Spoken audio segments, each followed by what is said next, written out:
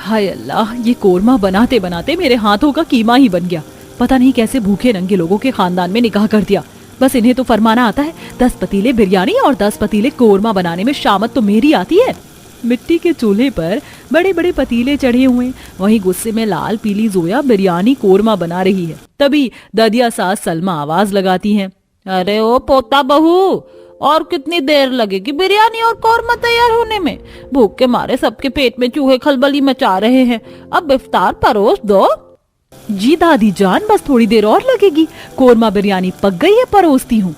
अल्लाह मेरी तौबा, इस ददिया सास ने तो सबसे ज्यादा मेरी नाक में दम करके रख दिया है। 10 जनों की खुराक अकेले खाती हैं, हाजमे की इतनी पक्की हैं। गुस्से में बौखलाई जोया बिरयानी बनाने में लगी पड़ी होती है। तभी जेठानी रेशमा ऑर्डर झाड़ती हैं, देवरानी जी, कोरमा में हरी मिर्च और खड़े मसाले ज्यादा डालना, तभी कोरमा दमदार बनेगा और खिलकर स्वाद आएगा। कल का कोरमा एकदम फीका था, बिल्कुल उबले आलू का स्वाद आ रहा था। जी जेठानी जी, 900 चूहे खाकर बिल्ली चली हज को। आज मैं एकदम कूट कूट कर मिर्च मसाले डालूंगी कि सबके कानों से ना धुआं निकल जाएगा, ताकि फिर कभी मेरे भुक्कड़ पेटू ससुराल वाले इफ्तार में 10 पतीले बिरयानी और कोरमा बनाने की फरमाइश नहीं देंगे। जोया गुस्से में बौखलाकर पूरी कश्मीरी लाल मिर्च की बरनी बिरयानी में डाल देती है, जिससे बिरयानी का रंग एकदम लाल हो जाता है। जहां एक तरफ ससुराल वाले इफ्तार की दावत के लिए बेसब्र थे, वहीं जोया इतनी ज्यादा बौखलाई क्यों थी? सारा मसला समझने के लिए आइए कहानी के पिछले भाग को देखते हैं, जहां जोया शादी के जोड़े में अपने ससुराल के दहलीज पर खड़ी है। माशाअल्लाह, अल्लाह मियाँ ने बड़ी फुर्सत से बनाया तुम्हें, बिल्कुल चांद का टुकड़ा हो, दूध जितनी गोरी चटोरी और नए नक्श भी तीखे हैं। तारीफ के लिए शुक्रिया जेठानी जी। तभी दोनों ननद नूर गोसिया आपस में खुसर पुसर करती हैं। मक्खन लगाना तो कोई रेशमा भाभी से सीखे, है ना गोशिया? बेचारी हमारी भोली जोया भाभी को तो भनक भी नहीं है कि रेशमा भाभी बावर्ची खाने की जिम्मेदारी उन पर थोपने वाली है। दोनों ननद की कानाफूसी देखकर जोया के मन में शक पैदा होता है, ये दोनों तब से कुछ तो खिचड़ी पका रही हैं। नूर गोशिया, क्या तुम मुझे कुछ कहना चाहती हो? तभी छोटी नंद गोशिया दोनों देवरानी जेठानी के बीच में चुटकी लेते हुए कहती है, कुछ खास नहीं जोया भाभी, हम तो बस बेसब्र हैं, कल हमें आपके हाथों की लजीज दावत खाने को तो मिलेगी। वैसे रेशमा भाभी, आपके मन में तो लड्डू फूट रहे होंगे ना? रेशमा गुस्से से दांत पीसते हुए कहती है, अल्लाह कसम, वैसे तो इन दोनों नंदों से एक दिन का टस से मस नहीं होता, लेकिन कबाब में हड्डी बनना खूब आता है। इससे पहले कि ये मेरा भेद खोले, कुछ कर रेशमा। देवरानी जी, आप थक गई होंगी ना, आराम फरमा लीजिए, आइए मैं कमरा दिखाती हूँ। जी जेठानी जी। सब लोग अपने कमरे में आराम करने चले जाते हैं। अगले दिन जोया जैसे बावर्ची खाने में आती है तो चावलों के बोरे देखकर हक्की बक्की रह जाती है। अल्लाह मेरी तौबा, ये रसोई है या चावल का गोदाम? लगता है मेरे ससुराल वाले चावल खाने के ज्यादा ही शौकीन है।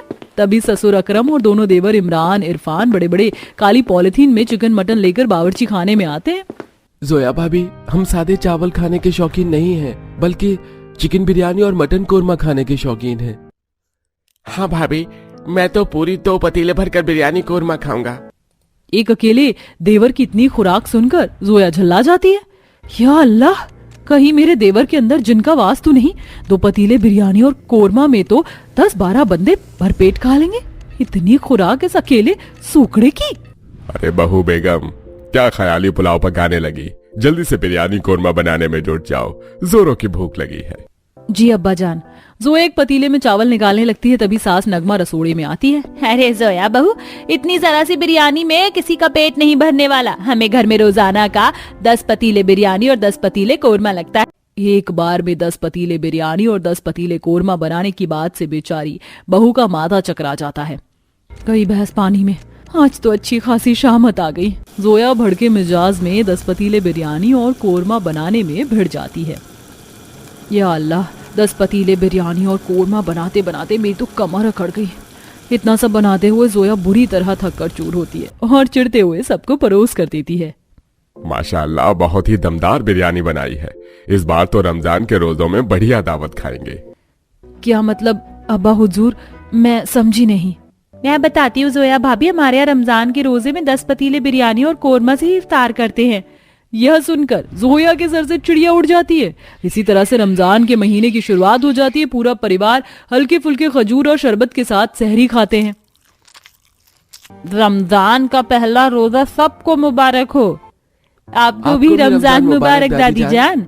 बेचारी जोया सारा दिन रोजे में भी घरेलू कामों में उलझी रहती। तभी जैसे शाम के 3-4 बजते हैं तो दादिया सास सलमा ऐलान जारी करती हैं। जोया बहू, थोड़ी देर में इफ्तार की अजान हो जाएगी, जाओ हम सबके लिए बढ़िया लजीज 10 पतीले बिरयानी 10 पतीले कोरमा तैयार कर लो।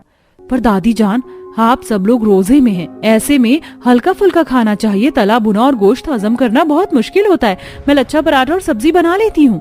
जोया भाभी, हमें सब हजम है। जब तक हम 10 पतीले बिरयानी और कोरमा नहीं खाते हमारी इफ्तार पूरी नहीं होती।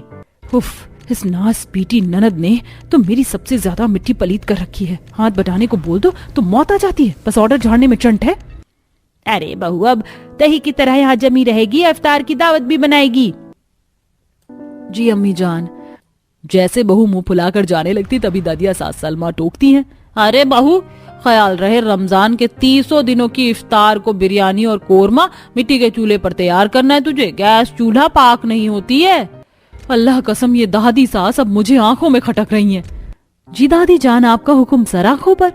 जोया गुस्से में पैर पटकते हुए बिरयानी और कोरमा का चावल मसाले पतीले सब बाहर लाती और बनाने में जुट जाती है, जिसमें उसे काफी परेशानी आती है। या अल्लाह, ये बिरयानी पक क्यों नहीं रही? फिर से चूल्हा बुझ गया, ऊपर से ये धूप तेज मिर्च की तरह लग रही है। कुछ देर गुजरते ही ससुराल वाले चिल्लम चिल्ली मचाने लगते हैं। अरे ओ देवरानी जी, इफ्तार की दावत का समय हो गया, जल्दी से बिरयानी कोरमा लगा दो दस्तरखान पर। या अल्लाह, इस खसमानू खानी देवरानी ने मेरा खून पी लिया। अरे अब क्या मैं खुद चूल्हे पर चढ़ जाऊं? मटन चिकन पके तब तो परोसूं। कुछ देर बाद बहू जैसे ही 10 पतीले बिरयानी कोरमा परोसती है तो ससुराल वाले भुक्कड़ के जैसे टूट पड़ते हैं।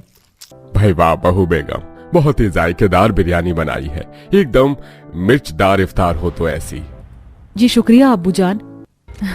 देखो कैसे भर भर कर पूछ रहे हैं, पर यहाँ 10 पतीले कोरमा बिरयानी बनाने में शामत तो मेरी आ रही है।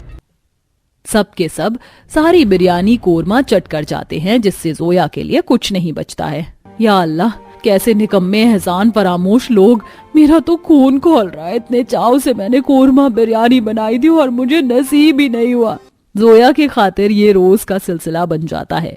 बेचारी रोजे में ही सारा दिन ससुराल वालों की खिदमत करती, कभी दादी सास के पाँव दबाना, घर के काम निपटाना और शाम में अकेले 10 पतीले भरकर बिरयानी और कोरमा बनाने में वो खुंदक में आ जाती।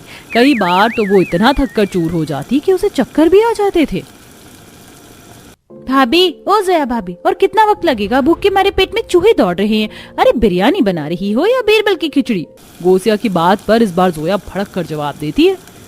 अरे गोसिया, थोड़ा सब्र रख लो, अभी मटन गोश्त पका नहीं है, कहो तो कच्चा ही परोस दूं। इस पर नाम की सहा भी चीज नहीं है किसी के अंदर। अल्लाह बचाए ऐसे भूखे नंगे ससुराल वालों से। जोया जल्दी जल्दी कड़छी घुमाने लगती है, तभी कोरमा का पतीला पलटने से बचता है, मगर खौलता कोरमा का तरी उसके हाथ पर आ जाता है, जिससे वो मचल जाती है। या अल्लाह, मेरा हाथ। तभी दादिया सास खाने के लिए हल्ला मचाने लगती हैं। ओ पोता बहू, जल्दी से दावत लगा दे, कब से दस्तरखान पर बैठे हैं सब लोग। तौबा तौबा, अल्लाह बचाए ऐसी काम चोर बहुओं से, रोजाना इफ्तार में देरी करती हैं। जिलाई दादी। तभी हड़बड़ाहट में इस बार गर्मा गर्म बिरयानी का पतीला पलट जाता है। आखिर क्या होगा जोया का फैसला? क्या वो अपने 10 पतीले बिरयानी कोरमा खाने वाले ससुराल वालों को सबक सिखाएगी? जैसे ही जोया चिल्लाती है, ससुराल वाले दस्तरखान से उठकर दौड़ कर चले आते हैं। अरे क्या हुआ जोया, तुम ठीक तो हो? बस ये झूठी हमदर्दी मत जताओ। तुम लोगों में किसी को मुझ पर तरस नहीं आता कि थोड़ा हाथ बटा दे। अरे मैंने कोई होटल नहीं खोल रखा और ना हलवाई हूँ जो रोजे में भी तुम्हारी खिदमत करूँ। अकेले 10-10 पतीले बिरयानी और कोरमा बनाऊं और परोस कर दूं। मैं जा रही हूँ अपने घर। जोया को इतना भड़का हुआ देखकर भुक्कड़ ससुराल वाले भीगी बिल्ली बन जाते हैं और आखिर में अब दोनों ननद और जेठानी इफ्तार में उसका मिलजुल कर हाथ बटाती हैं। भाभी, मुझे कॉलेज को देरी हो रही है, मैं जा रही हूँ। अरे मोहिनी रुको, ये लो मैंने नाश्ता बना दिया है। नहीं भाभी, अब वक्त नहीं है, अब आप ही खा लो, मैं जा रही हूँ कॉलेज। अच्छा तो लो, लंच तो लेती जाओ, मैंने बना दिया था। हिमानी ने जल्दी से मोहिनी को लंच दिया, जिसके बाद मोहिनी अपने कॉलेज चली गई। हिमानी एक गरीब परिवार से थी, जिसकी शादी एक मिडिल क्लास परिवार में हुई थी। वो अपने ससुराल की बड़ी बहू थी, इसलिए सभी जिम्मेदारियां हिमानी ही उठाती थी। हिमानी के परिवार में उसकी सास, नंद, एक देवरानी, देवर और उसका पति था, लेकिन हिमानी की अमीर देवरानी उसकी किसी चीज में मदद नहीं करवाती थी। विवेक जी और राम जी, ये लीजिए पराठे और आपकी टिफिन भी तैयार है। माँ जी, ये लीजिए आपकी चाय। सुबह सुबह हिमानी सभी के कामों को देख रही थी कि तभी ऊपर से उसकी देवरानी अपने कमरे में से आई। जेठानी जी जाइए और मेरे लिए ऑरेंज जूस और साथ में फ्रूट सैलेड लेकर आइए। पूजा मैं अभी, अच्छा चलो ठीक है, मैं लाती हूँ। हिमानी सुबह से ही कामों में लगी पड़ी थी, लेकिन फिर भी उसने पूजा के काम को भी मना नहीं किया और उसने उसे भी नाश्ता बनाकर ला दिया। दोनों बहुओं में यही अंतर था। पूजा अमीर मायके से आई थी, इसलिए वो ज्यादा काम वाम भी नहीं देखती थी। वही हिमानी गरीब मायके से थी, तो वो अच्छे से अपने ससुराल की जिम्मेदारी संभालती थी। ऐसे ही एक दिन, ये भगवान, थक गई रे। वैसे आज तो जो चीजें मैं बहू के लिए लाई हूँ उन्हें देखकर तो बहुत खुशी ही हो जाएगी। सुशीला ऐसे बोलकर अपने घर आ गई, जहां फिर वो अपनी बहुओं को बाजार से लाया हुआ सामान दिखाने लगी। ये ले छोटी बहू, ये ड्रेस मुझे तेरे हिसाब से अच्छी लग रही थी, तू पहनती है ना, इसी तरह के कपड़े तो मैं ले आई, कैसी लगी तुझे? कुछ खास नहीं, मेरा मतलब ऐसी ड्रेसेस तो मैंने शादी से पहले ही पहन कर छोड़ दी। आप कुछ और भी तो ला सकती थी ना माँ जी। तुझे ये पसंद नहीं आई? ये ले हिमानी बहू, ये साड़ी मैं तेरे लिए लाई हूँ। अरे वाह माँ जी, ये साड़ी कितनी ज्यादा सुंदर है। ये तो महंगी होगी ना? नहीं बहू, सस्ती है, ज्यादा महंगी नहीं है। देखते ही इस पर तो मेरा दिल आ गया था, इसलिए ले आई। तुझे पसंद तो आ गया ना तेरा तोहफा? पसंद नहीं माँ जी, बहुत ज्यादा पसंद आ गया है, शुक्रिया। हिमानी ने सुशीला को इतनी खुशी दिखाई कि उससे सुशीला का मन भी खुश हो गया। पूजा ऐसी ही थी, वो अमीर घर से थी, इसीलिए उसे अपनी सास का लाया हुआ कुछ भी अच्छा ही नहीं लगता था। ऐसे ही सिलसिला जारी था कि एक दिन, मैं घर आ गया। माँ पूजा कहाँ हो? देखो मैं आइसक्रीम लेकर आया हूँ, ये पिघल जाए इससे पहले इसे खा लो। अरे वाह, पूजा तो देखकर खुश हो जाएगी, आखिर उसकी मनपसंद आइसक्रीम जो है। मैं बुलाती हूँ, पूजा, पूजा, अरे पूजा बहू। अरे ये तो सुन ही नहीं रही है। पूजा बहू, ओ पूजा बहू। हिमानी बेटा, लगता है उसके कानों में कोई लीड वगैरह लगा रखी होगी। जा तू उसे जाकर बुला ला, नहीं तो सारी आइसक्रीम बेकार हो जाएगी। सुशीला की बात सुनकर हिमानी पूजा को ऊपर बुलाने को गई, जहां पूजा अपने कमरे में आराम से कानों में लीड लगाए और मुंह पर शीट मास्क चिपकाए पड़ी हुई थी। क्या है, क्यों आई हो आप? ये मेरा रिलैक्स का टाइम है। तुम्हें सभी नीचे आवाज लगाए जा रहे हैं। पूजा, देवर जी आइसक्रीम लेकर आए हैं, तुम नीचे चलो तो फिर सभी साथ में खा लेंगे। मैं नहीं जाऊंगी, ना मैं नीचे जा रही हूं और ना ही मुझे कोई चूरन सी आइसक्रीम खानी है। पूजा, ये तुम क्या बोल रही हो? आइसक्रीम देवर जी तुम्हारे लिए ही लाए हैं, कम से कम उनका मन रखने को ही खा लो। क्या मतलब कि खा लो? मुझे नहीं खानी है। आप लोगों का दिल रखने के लिए मैं अपनी तबीयत खराब कर लूं, ये क्या बात हुई? आप गरीब लोग ही खाओ बेकार क्वालिटी की आइसक्रीम, मैं नहीं खाऊंगी। पूजा ने ऐसे बोलकर फिर से कानों में लीड लगा ली और म्यूजिक शुरू कर लिया, जिसकी वजह से हिमानी उससे कुछ और नहीं बोल पाई और फिर उसे हार कर नीचे ही आना पड़ा। माँ जी, पूजा नहीं आ रही है, बोल रही है कि उसे ऐसी घटिया क्वालिटी की आइसक्रीम पसंद नहीं है। हिमानी की बात सुनकर बस सभी चुप से रह गए और घर वालों ने उसके बिना ही आइसक्रीम खाई। देखते ही देखते ऐसे ही कुछ वक्त और बीता और अब पूजा को अपने ससुराल में पहला बर्थडे आने वाला था। अरे बहू, मेरा तो दिमाग घूम कर रह गया ये सोचने में कि तुझे तेरे जन्मदिन पर क्या तोहफा दूं। तू ही बता दे कि तुझे क्या चाहिए। देखिए माँ जी, छोटी छोटी चीजें तो लगभग सब कुछ ही मैं इस्तेमाल कर चुकी हूँ, तो आप मुझे इस बर्थडे पर फरारी कार दे देना। Ferrari car? बहू, लेकिन ये तो बहुत ही ज्यादा महंगा ब्रांड है ना। नहीं नहीं नहीं नहीं बहू, ये ना हो पाएगा। अरे बेटा, घर में कोई मारुति वगैरह की कार तो है नहीं। हमने अगर इतनी महंगी गाड़ी खरीदी तो कर्जा हो जाएगा। तो जब आपके बस की कुछ देना नहीं है तो पूछा ही क्यों? देखिए माँ जी, मैंने तो अपने मायके में भी माँ बाबा से ये बात पक्की कर ली थी कि मैं बस इस बार अपने बर्थडे पर फरारी ही लूंगी। अब आपको मुझे वो देनी है तो दे देना, नहीं तो कुछ भी देने की जरूरत नहीं है। सुशीला अपनी बहू की इतनी महंगी डिमांड से सोच में पड़ गई। उसने इस बारे में अपने बेटे से भी बात की। क्या माँ, क्या पूजा ने इतना महंगा तोहफा मांगा है? नहीं नहीं, ये तो हमारी पहुंच से ही बाहर है। बेटा, हिसाब बनाकर दे देना। वैसे भी पहले ही वो हमसे कोई खास खुश नहीं रहती। अगर ये तोहफा भी नहीं दिया तो कहेगी कि हम बिल्कुल ही बेकार लोग हैं। सुशीला ने विवेक को समझाया, जिसके बाद किसी तरह विवेक अपनी पत्नी के बर्थडे गिफ्ट के लिए किश्तों पर फरारी कार लेकर आया और उसे घर के बाहर लाकर खड़ा कर दिया। पहले घर में पूजा का सादगी से जन्मदिन मनाया गया, केक काटा गया। केक तो कट गया, अब बताओ मेरा गिफ्ट कहाँ है विवेक जी? विवेक पूजा के पीछे से आकर पट्टी बांधता है और कहता है, तुम्हारा गिफ्ट रेडी है। मैंने ये पट्टी बांध दी है, चलो मेरे साथ, तुम्हें तुम्हारा गिफ्ट दिखाता हूं। पूजा की आंखों में पट्टी बांधकर उसका हाथ पकड़कर विवेक बाहर लेकर आता है और उसकी पट्टी हटाता है। अरे वाह, थैंक्स डियर, मुझे इसी की तो इच्छा थी। ये बस मेरी कार है, कोई भी इसे हाथ नहीं लगाएगा। पूजा अपनी कार आने पर काफी खुश हुई, लेकिन 1 महीने बाद ही उसकी जेठानी हिमानी का जन्मदिन था। तो सुशीला ने हिमानी से भी पूछा, हिमानी बहू, तू बता तुझे अपने जन्मदिन पर क्या चाहिए? कुछ खास नहीं माँ जी। फिर भी कुछ तो चाहिए ही होगा, तू बता दे। माँ जी, अगर आपको मुझे कुछ देना ही है तो आप मुझे एक सिलाई मशीन दे देना। मैं मायके में भी सिलाई करती थी तो मेरा वक्त कट जाता था। यहाँ भी कामों से निपट कर मुझे समझ नहीं आता कि मैं क्या करूँ, तो मैं थोड़ी बहुत सिलाई ही कर लिया करूंगी। तू इतना सस्ता सा तोहफा क्यों मांग रही है? हमने तेरी देवरानी को तो कितना महंगा तोहफा दिया। तुझे लगता है कि अगर तूने ऐसा कुछ मांगा तो तुझे नहीं मिलेगा? नहीं माँ जी, ऐसा नहीं है, बस मुझे किसी महंगी चीज की इच्छा ही नहीं है। हिमानी की इच्छा कोई खास महंगी चीज की नहीं थी। उसके जन्मदिन पर सुशीला ने घर पर छोटी सी पार्टी रखी और केक काटने के बाद उसे उसके जन्मदिन के तोहफे में सिलाई मशीन दे दी, जिसे पाकर वो बहुत खुश हुई। अब लगभग 1 हफ्ता बीत चुका था। माँ जी लाइए, अगर आपका कोई कपड़ा सिलना हो तो मुझे दे दीजिए, मैं सिल दूंगी। ये ले बहू, मैंने कल ही कुछ कपड़े निकाल कर रख दिए थे, तो इन्हें सिल देना। और सुन, बड़ी वाली मासी सास जी है ना, उन्होंने फोन किया था अपनी बेटी का शादी का जोड़ा तुझसे सिलवाने को। ठीक है माँ जी, मैं सिल दूंगी। हिमानी कपड़े सिलने को राजी हो गई। उसकी मासी सास के यहाँ शादी होने वाली थी, जो कि शहर के बाहर रहती थी।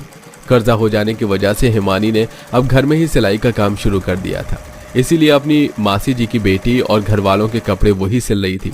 एक तरफ हिमानी सभी के बारे में इतना सोच रही थी, तो वहीं दूसरी तरफ, पूजा बेटा, मुझे शादी के लिए जरा सी शॉपिंग करनी है, मुझे अपनी गाड़ी में बैठा कर ले चल। नहीं नहीं नहीं, मैं नहीं लेकर जाऊंगी। ये तोहफा आपने मुझे दिया था या अपनी नौकरी बजवाने को?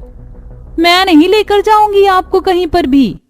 एक तरफ हिमानी सभी के लिए इतना कर रही थी और वहीं दूसरी तरफ पूजा थी, जो किसी के भी किसी काम नहीं आ रही थी।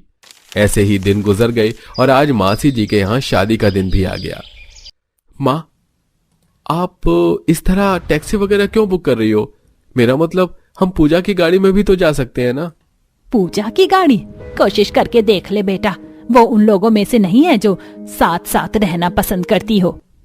सुशीला ने ऐसे बोलकर बात को खत्म कर दिया। वो जानती थी कि पूजा उन्हें कहीं अपने साथ नहीं लेकर जाएगी, इसीलिए उसने टैक्सी ही बुक कराई। कुछ देर के बाद सारा परिवार शादी में जाने को निकलने लगा कि तभी, आप कहाँ जा रहे हो? आप मेरे साथ चलो, मेरी गाड़ी में। नहीं पूजा, ये तुम्हारा तोहफा है, जो तुम ही इसमें बैठ कर जाओ, मैं अपने परिवार के साथ ही जाऊंगा। विवेक भी पूजा के साथ नहीं गया। कुछ देर के बाद सभी टैक्सी से शादी की जगह पर पहुंच गए। पूजा ही अकेले अपनी गाड़ी में आ रही थी, पर बीच में ही उसकी गाड़ी खराब हो गई। अरे नहीं, ये गाड़ी कैसे बीच में ही रुक गई? विवेक जी, मेरी गाड़ी खराब हो गई, आप मुझे लेने आ जाओ ना। नहीं पूजा, मैं कहा तुम्हारी गाड़ी को हाथ लगाऊंगा, तुम खुद देखो कि कैसे आना है। विवेक ने ऐसे बोलकर फोन काट दिया। बाद में पूजा को ऑटो में ही शादी में आना पड़ा, लेकिन इस बीच वो सारी मौज मस्ती मिस कर चुकी थी। आज की इस घटना ने उसे सीख दी कि ज्यादा सियानेपंती अच्छी नहीं है।